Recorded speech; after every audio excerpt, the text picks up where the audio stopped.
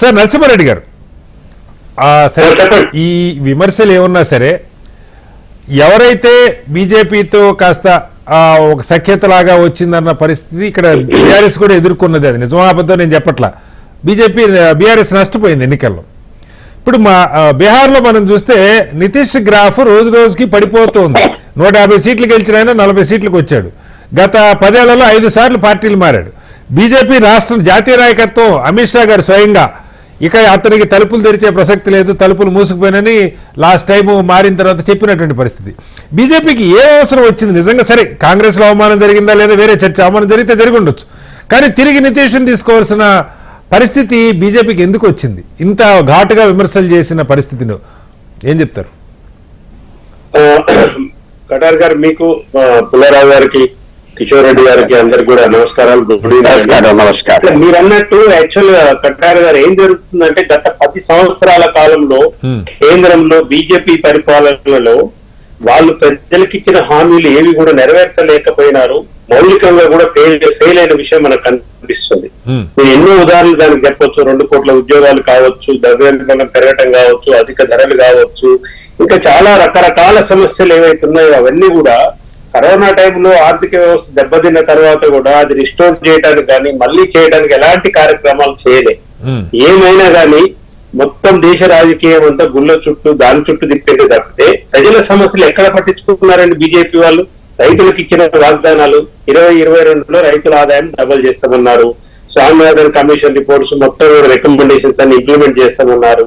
ఇచ్చిన కిసాన్ యోజన, సమ్మాన్ యోజన 13 కోట్ల ఇవి ఒకటి కాదు. నరసింహారెడ్డి గారు, ఇప్పుడు ఇందాక పుల్లారావు గారు ఒక మంచి మాట అన్నారు, మిమ్మల్ని అడుగుతా ఉన్నా. పుల్లారావు గారు ఒక మాట అన్నారు, గతంలో కేసీఆర్ గారు కూడా చాలా భారీగా దాదాపు 2 గంటలు ప్రెస్ మీట్ పెట్టి మొత్తం సోదాహరణంగా ఇక్కడ ఎమ్మెల్యేలని కొనే దగ్గర నుంచి వాళ్ళ నాయకులు వచ్చారని చెప్పి మొత్తం ఏమేం జరుగుతున్నాయి, కుంభకోణాలు అన్నీ ఆయన వాషింగ్ పౌడర్ లైవ్ లో పెట్టి చూపించారు కేసీఆర్ గారు. ఇప్పుడు పుల్లారావు గారు అడుగుతుంది ఏంటంటే, ఇలాంటి వాటి మీద చాలా మంది మాట్లాడుతున్నారు కానీ ఎందుకు వాళ్ళు కోర్టులను అప్రోచ్ కావట్లేదు? ఆయన ఒక కోర్టుల ద్వారా పరిష్కారం.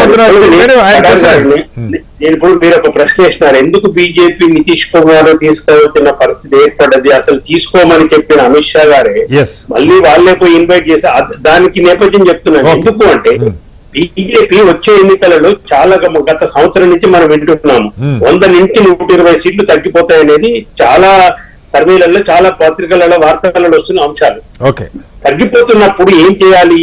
ఇప్పుడు తమ సొంతంగా గవర్నమెంట్ ఏర్పాటు చేసుకోవడానికి కావాల్సిన మ్యాచ్ ఫిగర్ అందుకోవడానికి కానీ మిగతా వాటి అన్నిటికి కూడా ఇప్పుడు మళ్ళీ పోయినోళ్ళు ఉన్నోళ్ళు అని లేకుండా ఎవరినైనా కానీ కలుపుకోవడానికి సిద్ధం కావడానికి కన్నా కారణం ఏంటి అంటే ఆ ఓటమి భయము, సీట్లు తగ్గుతనే భయము. ఇవి తప్పితే వేరే ఏమున్నాయి? వ్యూహం పెద్దగానే ఇస్తున్నారు. మన రామాలయం ఓపెనింగ్ కావచ్చు, అయోధ్య రామాలయం 22వ తారీఖున ఓపెనింగ్ అయింది, అందరూ చూశారు, అందరూ సంతోషించారు. ఇవన్నీ ఉన్నప్పటికీ కూడా బాగా అడ్వాంటేజ్ లో ఉన్నాము. చాలా ఇతర కూటమిల కంటే, యూపీఏ కంటే, ఎన్డీఏ కాదు, ఇండియా కంటే చాలా అడ్వాంటేజ్ పొజిషన్ లో ఉన్నామని బీజేపీ భావిస్తున్నప్పుడు కూడా లోన బాధిస్తున్న బాధ ఏంటంటే ఏమో ఎక్కడనేమో జరుగుతుందేమో, మనం ఆ మ్యాచ్ ఫిగర్ అందుకోలేకపోతామేమో. వ్యతిరేకత అంటే ప్రజల సమస్యలు ఎన్నికల ఎజెండాగా మారే అవకాశం 10 సంవత్సరాల తర్వాత సహజంగా ఉంటుందండి.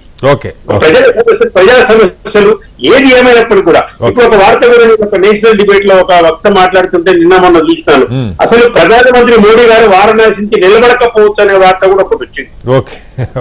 నిలబడకపోవచ్చు అనే వార్త కూడా వినిపిస్తున్నది మనకు.